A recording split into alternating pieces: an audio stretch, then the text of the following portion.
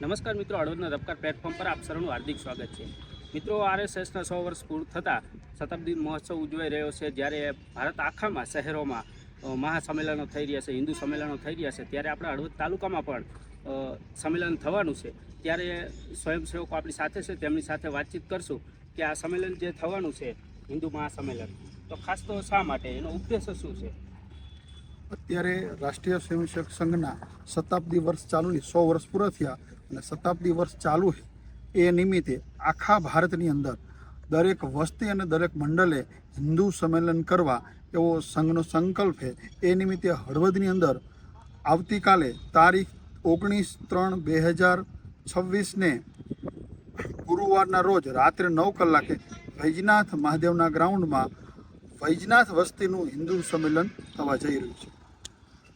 મિત્રો, ખાસ આ સંમેલનને લઈને આપણા હળવદમાં જે સોસાયટીઓ છે, સોસાયટીના ગેટે આપ જોતા હશો, તમામ જગ્યાએ બેનરો માર્યા છે. ખાસ આપણે રાજુભાઈને પૂછશું. રાજુભાઈ, કેવી તૈયારી? હિન્દુ સંમેલનનો એક ઉત્સાહ જ અલગ છે. તો સંઘના શતાબ્દી વર્ષે દરેક વસ્તીમાં રાકેશભાઈ કીધું એમ હિન્દુ સંમેલનો થઈ જાય છે. આ સંમેલનનો મુખ્ય ઉદ્દેશ રાષ્ટ્રીય સ્વયંસેવક સંઘે 100 વર્ષ જે હિન્દુ સમાજ અને રાષ્ટ્ર માટે જે કામ કર્યું છે એ કલ્પના, અને સંઘે જે 5 પરિવર્તનની કલ્પના આપી છે, એ પરિવર્તનોની જે વિચાર છે એ જન જન સુધી પહોંચે અને દરેક હિન્દુ સમાજ એક થઈ નેક થઈ અને રાષ્ટ્રને પરમ વૈભવ સુધી લઈ જવા માટે કટિબદ્ધ થાય એવા ઉદ્દેશથી 5 જે પરિવર્તનો આપ્યા છે. એમાં સામાજિક સમરસતા છે, પર્યાવરણ જાગૃતિ છે, સ્વબોધ છે, નાગરિકનું કર્તવ્ય છે.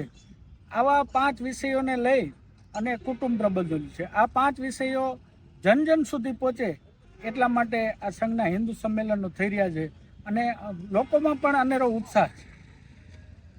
તો મિત્રો, ખાસ કાલે હળવદ વૈજનાથ મંદિર ખાતે આ સંમેલન જે યોજાવાનું છે, એટલે ખાસ હળવદની જાહેર જનતાને પણ જાહેર આમંત્રણ પણ પાઠવવામાં આવ્યું છે. આભાર મિત્રો.